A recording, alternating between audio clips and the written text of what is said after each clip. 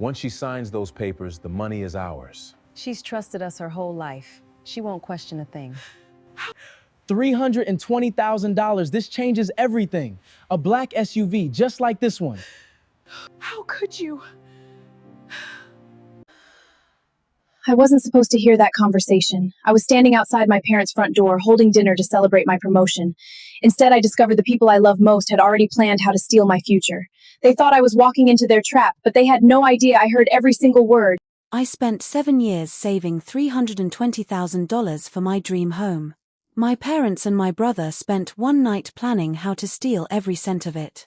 And the worst part, I found out completely by accident, standing outside my own parents' front door, holding a dinner I'd bought to celebrate with them. My name doesn't matter. What matters is that for 29 years, I believed I had a family that loved me. Not because they said it, but because I never had a reason to doubt it. I've spent the last 7 years working as a software engineer, putting in long hours, skipping vacations, driving the same car since college. While my friends were upgrading their apartments and posting from beaches, I was quietly building something they couldn't see. A number. A goal. A dream. $320,000. Saved dollar by dollar, sacrifice by sacrifice, for one reason: a lakeside home. Not a mansion. Not something to show off. Just a quiet place with water outside my window, where I could finally exhale. My parents, Richard and Diane, always seemed proud of me. They'd tell their friends about my job, my discipline, how responsible I was. And in the same breath, they'd talk about my younger brother, Marcus, how he was still finding his way, how he just needed one more chance. He'd lost jobs, totaled cars, borrowed money he never paid back. And every single time, my parents were there to catch him. New apartment deposits, credit card payoffs, a loan for a business that never opened. I never questioned it. That's what family does, right? You show up for each other. I told myself I didn't need the same kind of help. I had already built my own safety net. I was the responsible one. He was the one who needed support. That's just how our family worked. I had no idea that belief was about to be the most expensive mistake of my life.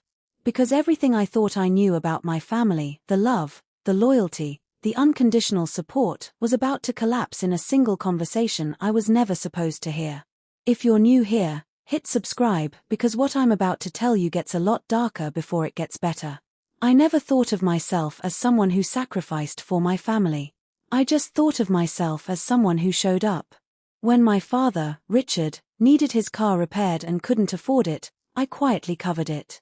When the electricity bill came in higher than expected one winter, I paid it before anyone even had to ask me. When my mother, Diane, mentioned, almost in passing, that there was a little issue with a medical bill, I transferred the money that same night. I never questioned any of it. I never asked to see the actual bill. I trusted them completely, because that's what you do when you believe you're loved. Looking back now, some of those bills never should have existed in the first place. Numbers that didn't quite add up. Emergencies that kept happening a little too conveniently. I didn't see it then. I didn't want to see it. I was too busy being proud that I was the kind of daughter who could help. So when I got the news of my promotion, there was only one place I wanted to take that joy. Home. I picked up dinner, the same order we always got, and let myself in with my old key, already picturing everyone's faces when I told them. But before I could say a word, I heard Diane laughing in the kitchen. Not a warm laugh. A different kind. I stood still in the hallway and listened. She was talking about me. About how easy I was to convince. How I never asked questions when they needed money, I just paid. Richard agreed, and there was something in his voice I'd never heard directed at me before. Amusement. Like I was a joke they'd been telling for years without me knowing. Then I heard the word investment, and everything shifted. Richard laid it out calmly, a real estate opportunity, one he said I'd have no reason to doubt. Diane talked about paperwork that would need to look convincing enough that I wouldn't ask questions, the same way I never asked questions about the bills. Marcus's voice cut in, already excited, already spending money that wasn't his yet, talking about a new car like the deal was already done. I stood frozen, the dinner bag growing heavier in my hands with every second. They weren't just planning to take my life savings. They were mocking the very thing that made me an easy target, the trust one gave them freely, the years I spent quietly covering for them without asking for anything back. To them, my loyalty wasn't love. It was leverage. That's the moment I understood the truth. I hadn't been loved unconditionally all these years. I had been managed. And now they were getting ready to collect everything at once. I don't remember walking back to my car that night. I don't remember the drive home, either. What I remember is sitting in my driveway for almost an hour, engine off, replaying Diane's laugh over and over in my head. I could have walked back in. I could have thrown the dinner on the counter and demanded answers. Some part of me wanted to. But a quieter, colder part of me, a part one didn't know I had, told me to wait. Because if I confronted them right then, they would deny everything. They'd cry, apologize, tell me I misunderstood. And I'd probably let them, because that's what I had always done. I forgave first and asked questions never. That was the whole reason we were here. So instead, I made a decision that surprised even me. I decided to become the perfect daughter. The trusting one. The easy one. The one they'd been laughing about. Over the following weeks, Richard started casually bringing up the investment. I acted intrigued. I asked the kinds of questions that made me sound hopeful, not suspicious. How much would I need to put in? When would returns start coming? Every question I asked was really for me not to understand the deal, but to understand exactly how far they were willing to go. Diane started handling me the way she always had with bills. Warm. Reassuring. You don't have to worry about the details, sweetheart, we'll take care of the paperwork. I smiled and told her that meant a lot to me. Inside, I was memorizing every word. Marcus got bolder by the week. He stopped hiding his excitement around me entirely, dropping comments about when this all comes through, about upgrading his apartment, about a car he'd already started looking at. He wasn't being careful anymore. He didn't think he needed to be. Why would he? I was still showing up to dinners. Still laughing at his jokes. Still the same easy, trusting sister who paid bills without asking questions. That was exactly the version of me they needed to believe in. Every smile I gave them cost me something. Every "that sounds great," Dad felt like swallowing glass. But I kept reminding myself of one thing, the version of me that trusted blindly was gone the moment I stood in that hallway. What they were looking at now wasn't trust anymore. It was patience. And the more comfortable they got, the more confident they became.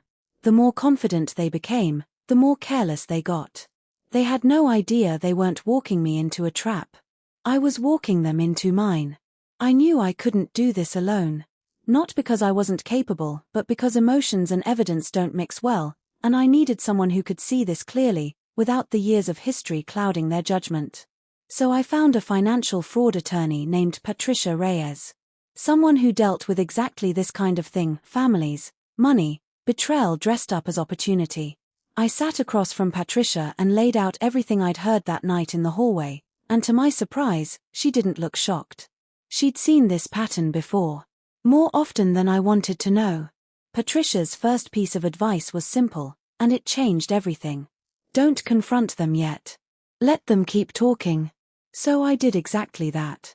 Quietly, without telling a single person in my family, I moved every dollar of my $320,000 into a legally protected trust at a different bank, one with no connection to my parents, no shared accounts, nothing they could trace or touch. As far as they knew, my money was still sitting exactly where they expected it to be.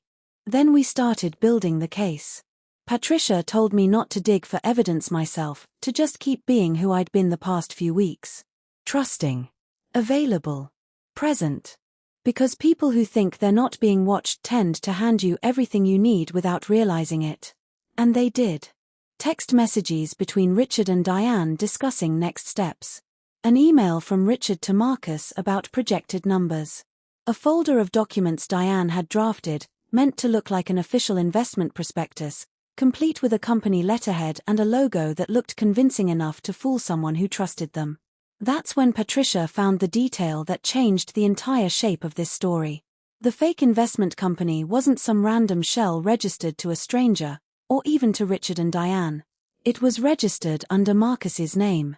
This wasn't just Richard and Diane making one desperate decision to bail Marcus out one more time. This was organized. Planned. My brother wasn't just the beneficiary of this scheme, he was, on paper, the one who legally owned it. I sat in Patricia's office staring at that document for a long time. Somewhere in my chest, the last piece of denial I'd been holding on to quietly died. This wasn't a family making a mistake. This was fraud. And I had just become their target, their funding, and their evidence all at once. If you enjoy stories like this, I put together an ebook collection with 3 emotional stories, women who were underestimated, and the unforgettable endings that followed. Get your copy using the link in the description below. There's a strange kind of power in knowing something someone doesn't know you know. For the first time in my life, I wasn't the one being managed. I was watching, quietly, as 3 people I loved unraveled themselves in real time. It started small. Marcus showed up to Sunday dinner talking about a car he'd been eyeing, a black SUV he described in more detail than he'd ever described anything in his life. He wasn't asking if he could afford it. He was asking which color looked better in person. Diane started leaving vacation brochures on the kitchen counter, just casually enough that I'd notice them. Coastal resorts. All-inclusive packages. She mentioned, almost offhandedly, that she and Richard had always wanted to see Santorini before they got too old to enjoy it. Richard, meanwhile, started talking about retirement like it was already decided. He dropped comments about finally stepping back from work, about how he'd put in enough years and it was time to enjoy life a little. He said it with the confidence of a man who already knew where the money to fund that retirement was coming from. None of them said it out loud, not directly. But I didn't need them to. I'd already heard the plan from the other side of that kitchen wall. I knew exactly what they thought they were about to have access to. And through all of it, I sat at that table and smiled. I asked Marcus what color he was leaning toward. I told Diane that Santorini looked beautiful in the photos. I told Richard that he'd more than earned a slower pace of life. Every word tasted like ash. But every word also bought me time. Because while they were mentally spending money that wasn't theirs yet, Patricia and I were quietly building a file that grew heavier by the week. Every brochure Diane left out, every offhand comment Richard made about the investment coming through soon, every excited text Marcus sent about the SUV, it all fit somewhere into the picture Patricia was assembling. They thought they were watching a plan come together. What they didn't realize was that every single day they got a little more comfortable, a little more excited, a little more careless, they were the ones building the case against themselves. I just had to keep smiling long enough to let them finish. The day finally came. Richard called it closing day. To me, it was the last day I'd ever have to pretend. We agreed to meet at the bank at 11 in the morning. Richard wore his good suit. Diane had done her hair. Marcus showed up 10 minutes early, practically vibrating with excitement, already talking about picking up the SUV that same afternoon. I told them I'd booked a private conference room so we could go over everything properly. Richard beamed at me like I'd finally become the daughter he always wanted, the easy one, the trusting one, walking herself straight into the deal. We sat down. Richard slid the folder across the table, the same forged prospectus Patricia and I had already seen a dozen times. Diane started explaining the paperwork in that same warm, reassuring voice she used for bills that never should have existed. Marcus just smiled, already somewhere else in his head, probably picking a color for that SUV. Then I looked toward the door and said, "Before we sign anything, I want you to meet someone." Patricia walked in first. Behind her, 2 financial investigators followed, folders in hand. I have never seen 3 faces change so fast. Richard's confidence drained out of him instantly. Diane's hand froze mid-sentence over the paperwork. Marcus actually stood up, like he was going to walk out, before one of the investigators calmly asked him to sit back down. Patricia laid out everything on the table, literally. The forged documents. The fake company letterhead. The registration records proving the investment company was tied directly to Marcus's name. Text messages. Emails.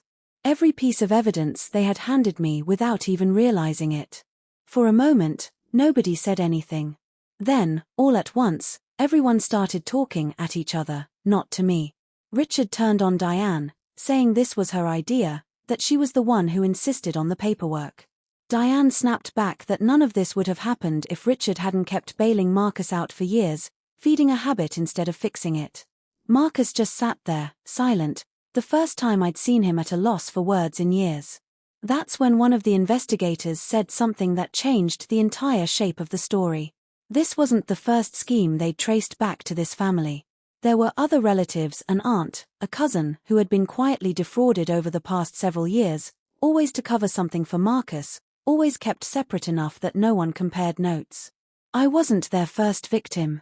I was simply the first one who caught them. In less than 10 minutes, sitting in a small conference room at a bank, I watched my family's perfect image completely collapse, not because of anything I did to them, but because of everything they had already done to themselves, to each other, and to people I didn't even know they'd hurt. News like this doesn't stay contained.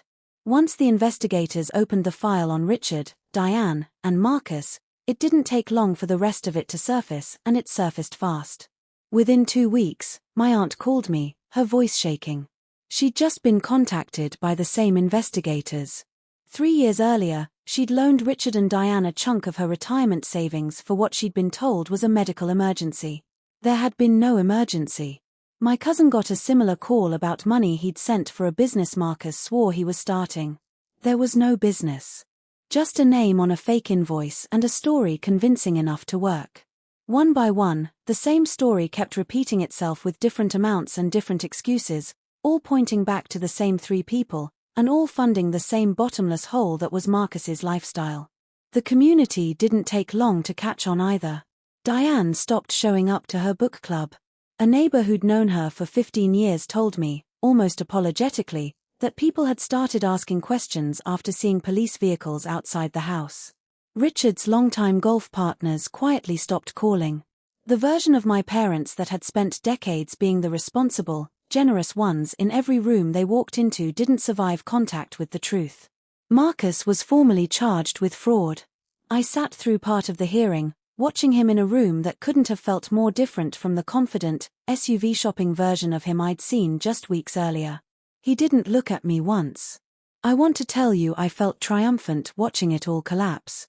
The truth is more complicated than that. There's no clean joy in watching people you once trusted lose everything, even when they deserve every bit of the consequences. What I felt instead was something quieter, lighter.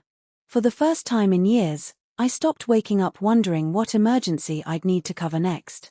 I stopped mentally setting aside money just in case someone needed rescuing. I stopped feeling responsible for problems I never created. Their greed had built its own collapse, brick by brick, long before I ever stood in that hallway. All I did was stop holding it up for them. For the first time in my life, I chose myself. I didn't wait long to leave.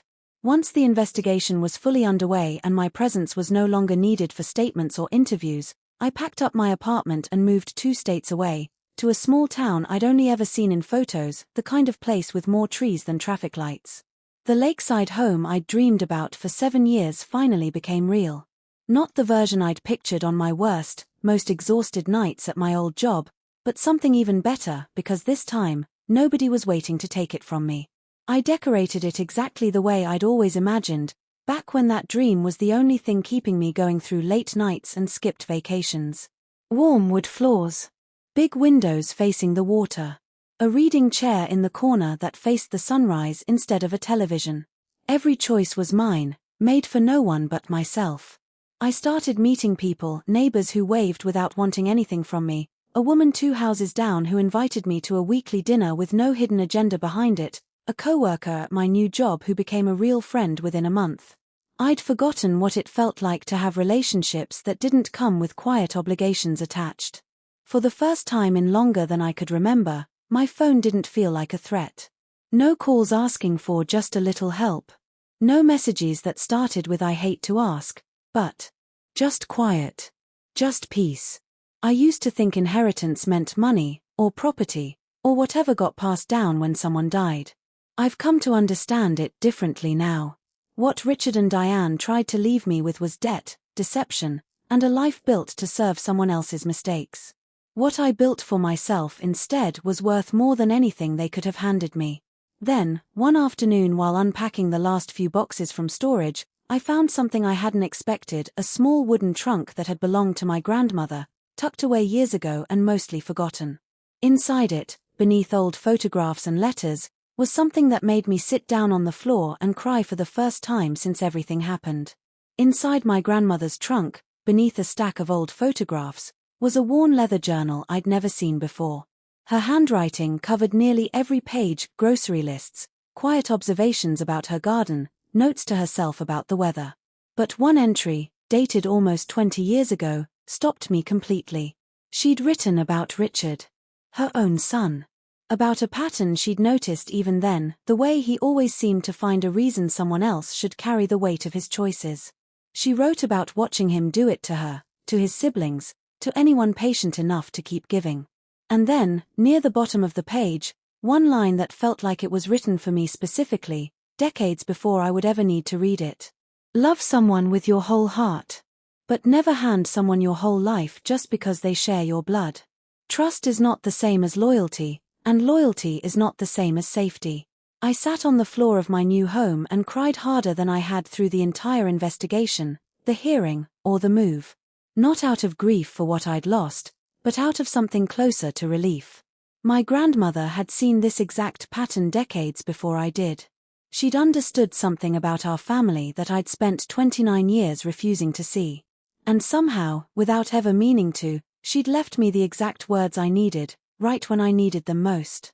I had that page framed. It hangs now in the hallway of my lakeside home, the first thing I see when I walk through the door, and the last thing I see before I leave it. Betrayal changes you. I won't pretend it didn't.